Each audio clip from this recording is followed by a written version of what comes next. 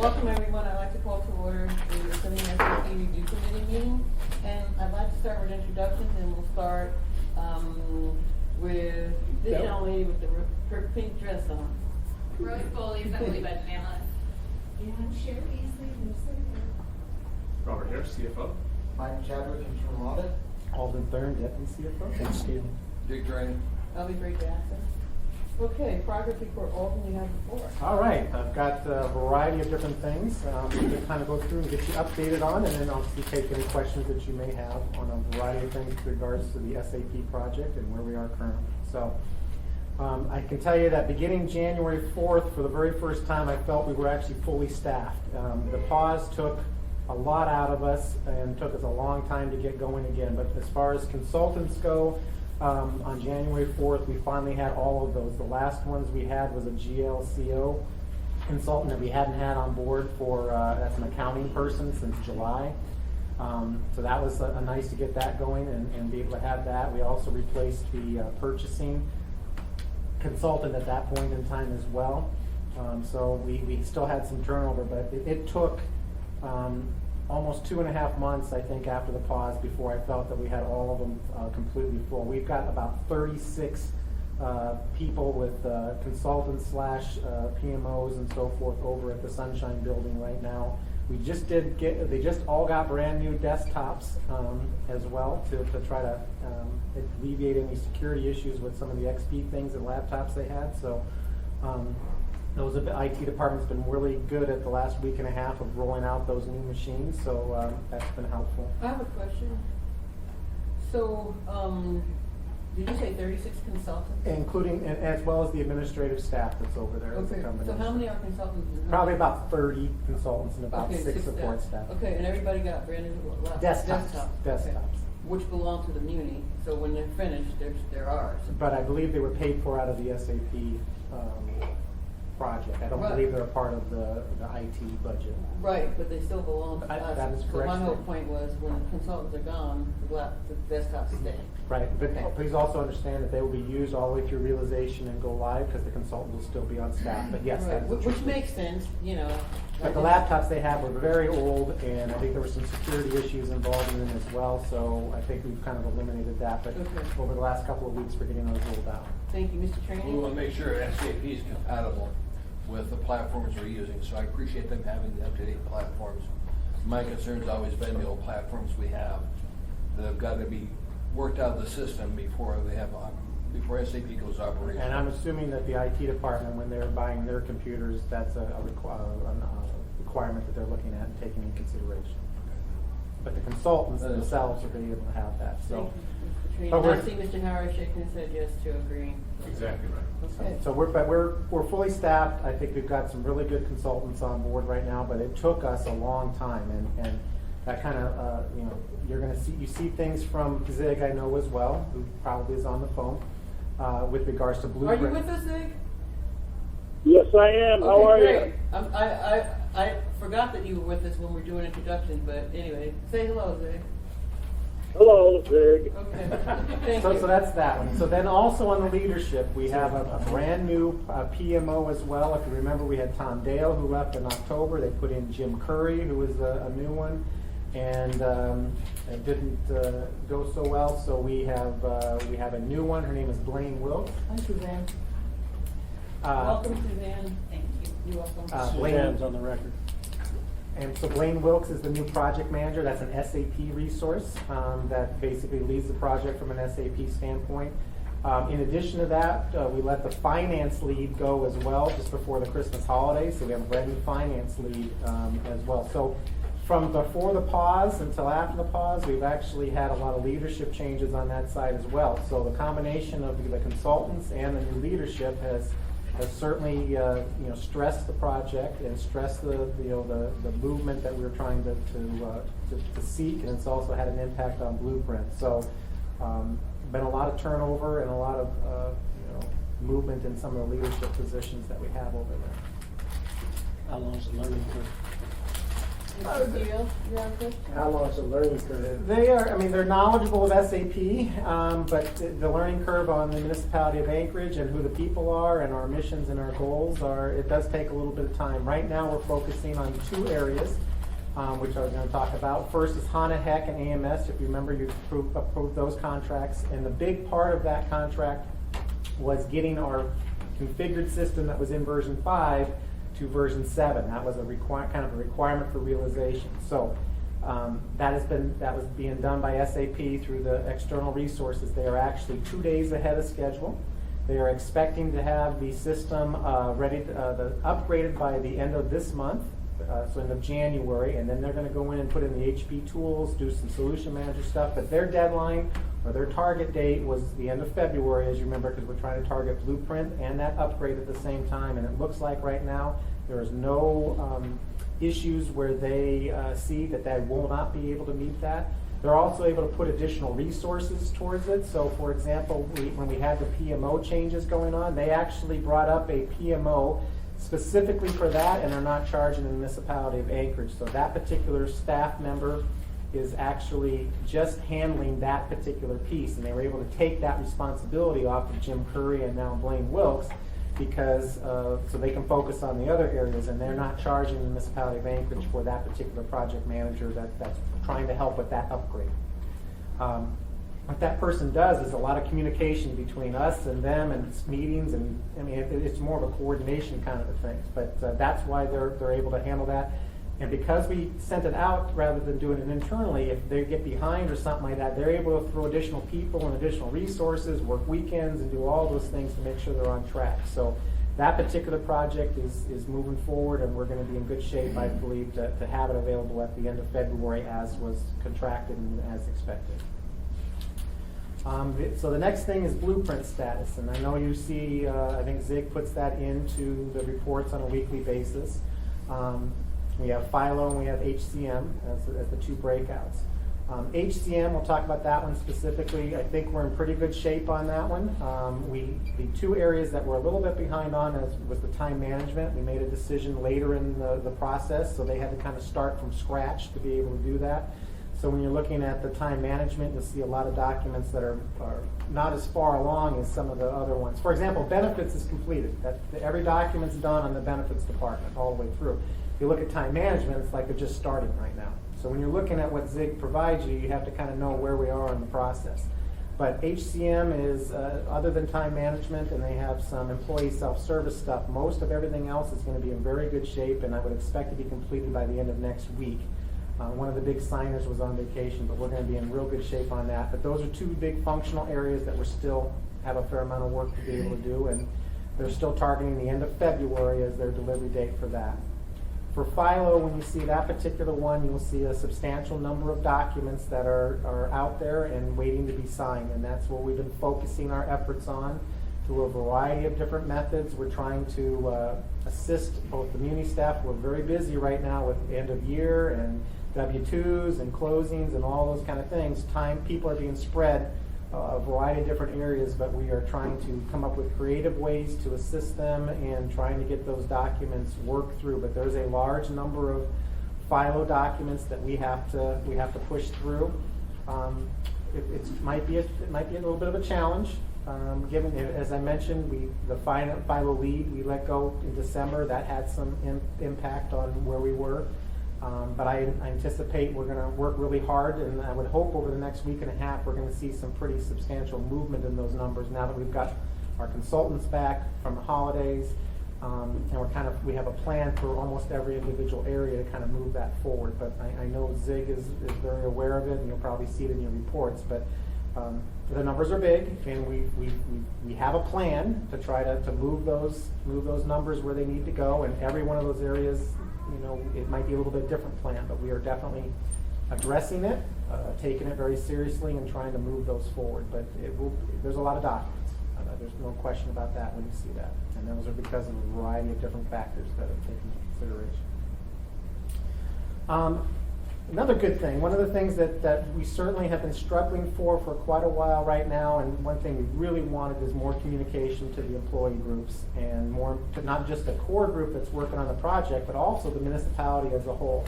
So we have been working since December on basically a new web page. It's in SharePoint, which is the software that's doing it. That will be a portal for all the employees to be able to go to and find out information about the project, why we're doing this, training. And when we get to downrange, we'll put all the training schedules and the classes and everything that they want to know about the project. We're putting into this particular website. And people will be able, not just the core group, but anybody in the municipality that wants to find out more about it. Time management, for example, which we want to tell people how you're going to be punching in, punching out. As we get to those stages of the process, they'll have a place that they can go and find this information. So we've been working with the communications department for the last 2 months. I think during the town hall meetings, there's even a little snapshot of what the front screen looks like. But the goal is to bring that system on live on February 1st. And the way we're doing it is as we have content to be able to put in there, we're making that available. And then we have some areas like the training, which is still a ways off. We're putting it out there, but we're putting a rough idea when they can kind of go. That way people can go back to it and kind of see where it's going. But we're looking at that as being a prime area to try to give more communication, more access, and more importantly, one point of place that people can go to be able to start getting information on Synergy. And we've not had that for quite a while. We went through a lot of OCM managers. That was, as I've mentioned before, it's hard to get good consultants to come to Alaska. I believe we have a really good one now, and he lives in Portland, and there's a direct flight, so there's that helps. Can you pause for 1 moment, please? Sure. Thank you, Mr. Tran. You mentioned punching in and punching out in reference to what, coming to work and going home from work, or what? Okay, with regards to time management, if you haven't, just like we do with Kronos currently, the people that are on Kronos Which is going away. That is going away, but they have clocks. There's one here by the elevators. So as an hourly employee comes in, they swipe it or put a thing in. That's their in punch. And when they get ready to go home, they do the exact same thing. That gathers those punches, and that's what they're getting paid on as those flow through the payroll system. So when I said that with the new, we're doing away with Kronos, but they're going to have a new system that's still going to require the same effort to be able to clock in, clock out. Are they going to use the same machinery now, clocking in, clocking out? Or are we going to use electronic checking in, checking There will out? be 5 different ways and it'll be dependent upon where the employee is at. We will have clocks. We will not have the Kronos clocks. We will have clocks from a company called Kava, which is the vendor that SAP uses. So there'll be clocks on the wall. There'll also be IVR for those utility and people that maybe have to go to a power outage or on a pole someplace. They'll be able to call in on the phone or a phone and be able to say, John Smith, clock in, and it'll do it that way. Employees who have computers, when they come in, that could be clerical, could be anybody who has a computer, they'll be able to go into the CATS electronically into SAP, and they'll be able to do their punching in electronically. And then we'll also have availability if they want to do iPads and iPhones and all those kind of things to be able to do that. So there'll be multiple ways for employees to be able to clock in. The other thing is that on clocks, it doesn't matter where you are. So if you happen to report to one building, you can clock in there. But if you go to another building, you can clock out, because it doesn't matter, because they're all going to be integrated. It's just gathering those punches, and those punches will then be sent into SAP. So it's basically punches for the purposes of pay. And I think, just to underscore the point, certainly one of the things that we heard from employees was greater accessibility with the punch in, punch out, more ways to do that. One, so that you don't have a bunch of people lining up at a clock and just burning time waiting to punch in. And 2, that from this administration's perspective is that we understand a lot of municipal employees donate time, essentially, and we want to make sure that employees, we value their work, and we want to make sure that employees are getting paid for the work that they do. Thank you, Ms. Lee. Do you have anything else, Mr. We Tran? appreciate that. It was just one of the complaints we heard from a lot of Yep. city employees. That's why Yep. I'm trying to get to those clocks Yep. to punch in. I appreciate you having some different methods to get there. Be able to do that. And we're not going to have the same problem we had with PeopleSoft initially with this system, where you'd have to write it down manually. It is our goal that everything should be electronic. There's a lot of work that's going to have to be done on the time management system between now and go live. But The most important part of that is the testing phases in advance of the go live, so that we can run through and make sure we try to catch as many of the issues as possible before we actually go live. But no matter what you do with the number of employees and the complex, we finished the document that has the business rules for the municipality. It's 110 pages. So there's a lot of detail on every bargaining unit, and every, things do happen, but you try to catch as many of those things and get them programmed correctly. The most important part is that if you do miss something or something weird happens, that you address it quickly when you find it, you communicate to the employee, and you try to address it as fast as possible. Thank you. You're welcome, Mr. Trini. Please Okay. continue. So then the next thing I wanted to talk about, and actually there's a presentation that's going to start here in a little bit, is everybody talks about, we're focusing on blueprint closure. That's those 1,000 documents. We've been talking about HANA Heck and that particular thing. There's actually several other things that we have to have closure on to be able to move from the end of blueprinting phase to the beginning of the realization phase. Do we have an OCM plan? What's our communication plan? What's our stakeholder plan? What's our training plan? All of these particular things, which, there's a whole bunch of infrastructure things that have to be laid out. What's our processes and all those kind of things. So when we always seem to focus on those 1,000 documents as being our focal point, but we also have about another 15 different things that have to happen. So we are in the process right now of going through the functional committee meeting. We will be coming up here. And we're going to start talking about what some of those other things are and some of those other plans that we need to have. And some of those things probably were missed in the past, when they were trying to go through the different vendors, but they're critical to the overall success of the project. So we're trying to not only just look at just the pieces of paper, we're trying to look at all the success factors that we have to look at, have a plan in place of how we're going to get there, have stakeholders actually engaged in performing those functions. And this project is bigger than just these FILO and HCM things that we have to worry about. So we're in the process of that. So I want people to start thinking about, when we're talking about blueprint closure, it's not just 1,000 documents, it's actually a bigger picture of that. So we're having those discussions beginning, and we're going to work through those processes as well. And I think I mentioned it to Zig, so you might, the reason why I bring some of these up is when I mentioned to him, he might be putting them into his reports, and you'll have a little bit of background on what we're referring to and where those kind of came from. Then the other big thing that we're working on, which I'm sure is near and dear to your hearts, is the overall, what is the proposal going to be, or who's the implementer going to be for the realization to go live. So kind of a little history here. SAP gave a proposal based upon what my input that I was looking for to receive before the Christmas holiday. We asked them to go back and revise that based upon some staffing resources that came out, which they did, and they presented that to the executive committee. So that's kind of our starting point of where we're at. So right now we're currently looking at those numbers, evaluating scope decisions and the pricing, and are there alternative ways that maybe more efficiently to perform some of those functions, either with local resources or in a different delivery model and a different methodology. But all of those are going to be, whatever that's decided upon, that will be presented to the executive committee, where they can then look at that, and we will make a decision that this is the scope and the delivery model that we want to go with. And at that point, I believe we'll start negotiations with SAP to see if we can reach agreement on the price that we want to be able to pay for whatever that scope is. So we've been working on that for quite a while. I've been working with a gentleman that has been up here for the last week or two, and we're trying to get that information put together. Hopefully by the middle to end of next week, give it to the executive committee. Hopefully the early following week, we'll have a planned direction of where they want to go, and then start beginning the discussions with SAP at that point. Mr. Steele? That's what I wanted to know, and the time frame as to what might happen.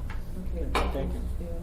Please continue. I would assume at some point in there will be, after that, in the process, there will be some assembly discussions about Before it comes to us, there should be. about what that entails. I would anticipate that it won't just be an all SAP kind of thing. I think there are certain areas where we're going to be looking at doing some local resources that might be either more efficient, have no travel involved, and So I think, whatever the amount is, whatever the scope is, it's not gonna be 100% SAP.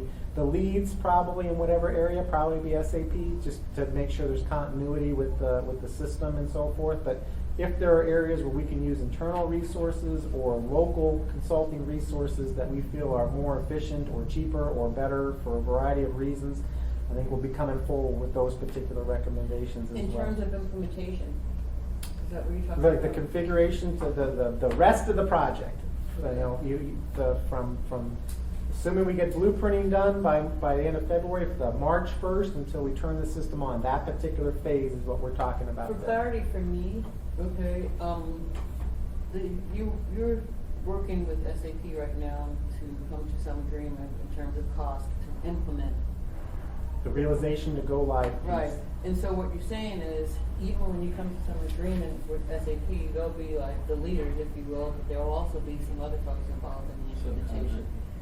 Is what you're saying. There could be a few other local Okay. companies that we want to engage in, rather than using SAP resources. everything, yeah. For everything, we might want to And engage it in makes them. sense, because SAP is expensive, and it makes sense to use other resources to assist in the implementation, and I just wanted for clarity. And the other Thank you. piece is that from the long term, SAP leaves, and this system needs to be, kept alive for a long time. The more we can have people in Alaska and Anchorage that either know us or know the system, and if we have an issue 2 years from now, if we have the person, it's build your own resource here if possible. So that's kind of an avenue that we're looking at to be able to do that. And then I wanted to put this in because I know it always comes up, the discussion about ECM, the content management system. The decision on that will be made based upon the whole package as well. So there has not been an individual decision made on ECM whether we're going to do it or not do it. It'll be a part of the discussion that happens on the overall plan and project. So it's still an active discussion. I know I hear about it quite often, and I know Zig talks about it. So it's still on the table. And when we put together the recommendation and then the executive team will review it, they'll make a determination at that point in time, whether it stays or goes or gets modified at that point. But it is still something we're taking a look at, and it's still in the mix as of a discussion point at this point in time. Mr. Trainer, do you have No. comments? Okay. Are you done? Well, that's kind of the status of Okay, everything great. that we currently have going on. So Mr. Trainer has a question. When you start and then- discussing, right. you start talking about the people we have over at the Sunshine Law. You said 30 or so people over there. When I say consultants, we have about 30 consultants over there. Who's paying for the room and board?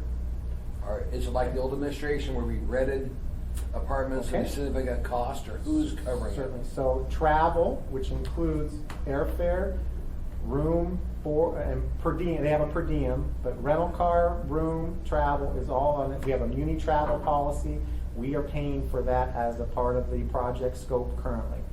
Do we And- get the air miles for the city so we can No, accumulate air miles? we do not get the air Let miles. the contractor get the miles? And in addition to that, your question also centered around apartments / hotel rooms. So most of the Marriott, Hilton, and Sheraton, for the most part, committed to, because we're in the winter, some pretty competitive rates. The municipality got out of apartment rentals, I think, at the end of December. However, there were a few consultants that wanted to stay in apartments. And then as long as the apartments were cheaper than what the hotel was, we allowed them to do that, but they have to go through their company, either SAP or Peloton, and they're the ones who have the relationship with the renter, and then we just reimburse. So we are no longer the rentors, so to speak, but we did have a handful of consultants that preferred to stay there, and as long as they were cheaper, than the hotel rooms, I allowed it to happen, but we are not the ones now. As we get into realization and go live again, which is going to go spring into the summer, we're going to be back into the same mix again of how do we reasonably find lodging for them, just like we did this last summer. When I mentioned the SAP proposal or the big thing, there is an absolute big line item in there for travel, which is it's a consideration because many of these consultants, if not all of them, other than the Alaska IT people, are outside. So that is a maybe 15 to 17% of the overall cost is travel. Mr. Training? Mr. Harris, can we come up with a policy where the city collects the air miles, not the individual? Because I'm concerned about the amount of money we're spending on travel, that we can accumulate the points here and use it for travel for the city. I have a note to follow up on that to myself, and I'll talk with Alden, and we'll see if that's even possible. Get back to both of us, would you please, because I want to pursue this. It's a lot of money we're spending on air miles. I'd like the city to recapture some of the benefits from it. Our PMO and our lead file are coming from Rhode Island and Connecticut. I have a couple comments and Thank you, questions. Madam Chair. You're welcome, Mr. Chairman. And as a person who flies a lot and gives a lot of miles personally, and I know how you get that, and I think it's gonna be really tough for us to get their miles, but I really appreciate the fact you're gonna look into it, and I appreciate you bringing that up, because there are a lot of miles. Frankly, on a side note, I wish, and I was thinking about this for the last week, okay, I wish that we can get miles using our P cards. But you know how many, I mean, that would be just wonderful. We talked about it in the past, but I'm gonna bring that subject up again, just a heads up, Mr. Harris. And then my question to you, and then Mike Chadwick has a question, is the per diem, okay, what's the per diem? Is it the same as the municipalities per diem that they're getting, or is it different? I don't know what the current municipality per diem I is, think but their it's per diem, $40 their a per day. diem is $95 A day? a day to be Okay. able to do that. I believe we're doing $48 if it's a half day, Got but it. it's $95 a day for per diem. Okay, thank you. Mr. Chadwick? I just had a question. I think the SAP auditors, are they up here this week? So Lynn Ketchy, who's the quality assurance auditor, is here this week, and I spoke with Elvie about it on last night or the night before. She is currently interviewing a variety of people, and she's looking at separate things. I think she's looking at OCM and a variety of other things. It's not the same thing that she audited when she was up here in July. I'm a big proponent, if we can, of doing these little mini audits just to kind of keep us on track and see where we're going. We actually would have one right after blueprinting as well that would happen in March that would look at the blueprinting aspect and see how well we put everything together and do that. So she's here for 3 or 4 days doing a variety of employee interviews. And then what she normally does is put together a draft report probably sometime next week and then finalizes it. If you remember back when we did at the very end of the external review committee, we released the July one that she did, as well as the project management's response to that. So I would expect that she's going to do a final of that. We'll present it to the executive team with our recommendations of issues that she brought up, and then we post that, we make that available to all employees so they can see that. So yes, there's currently one going on. Would she be able to provide like initial findings, like at that meeting next week, on the 27th? Which meeting are you referring to? There's a SAP executive. I don't know what that one's necessarily to talk about, but Well, I'll address it when we finish under other comments, but do you have anything else? Mike? No, I was just thinking if she could give like I initial could findings. ask her, but there's a possibility. But she couldn't do it she's still doing interviews all the way through tomorrow. Right, this week. Yeah. Okay, and if I can follow up, the only reason why this was even brought up, and I talked with Alden as I mentioned, was because our contractor, Zig, who's on the phone, recommended that at today's meeting, we have the SAP auditor come and give us a report or something. And Alden, you said that you were finished? I'm done with my Okay, items. and before I go to Zig and ask him if he has any comments, the meeting with the SAP executive team was something that was requested at, I think the last Budget and Finance Committee meeting, or, no, the last meeting that we had, presentation that we had from Zig. Mr. Bosky requested it, and I agreed that we would have a get-together with the executive team just to, because we've never had before, and just to talk about what's happening with them. And I think, Suzanne, you're familiar with this whole. Yeah, it would be helpful to get an agenda put together for that with specific issues that you'd like the executive team to come prepared to talk about. Obviously, we'll have Alden ready to give whatever update Okay, will transpire from them. But if there's other particular issues that you would Right. like the executive team And I to always talk like about. working from an agenda, so what I'm gonna do, if you can make a note, Rose, to send something out to the SAP review committee, and I think 3 of them are here, but anyway, and ask to, give you items for the agenda for the meeting on the 27th. and we'll send it to you, Suzanne, ahead of time. Thank you. Zig, do you have any comments or questions? No, I don't think so. I mean, I'm pulling together my observations, which obviously will be issued to you tomorrow. Okay. All right, audience participation, anybody have any comments from the audience? There's one person, do you have anything you'd like to say or ask? Well, yeah, I do, actually. Okay, good, well, that's why I asked.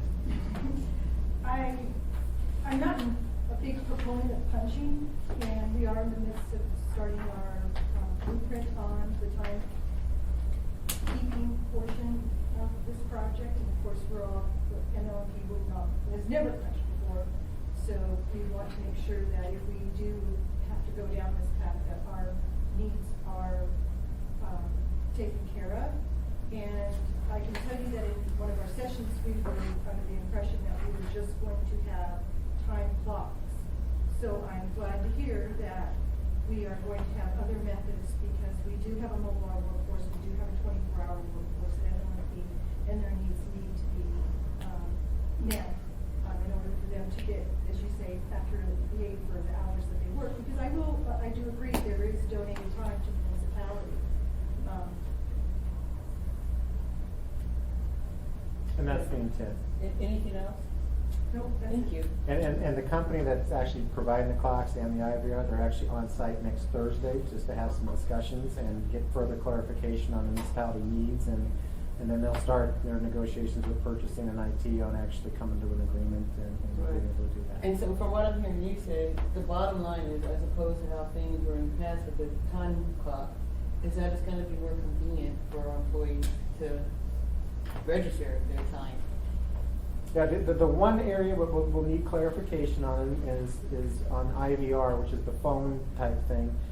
Whether or not the executive group wants to know where that phone is being done at that point in time.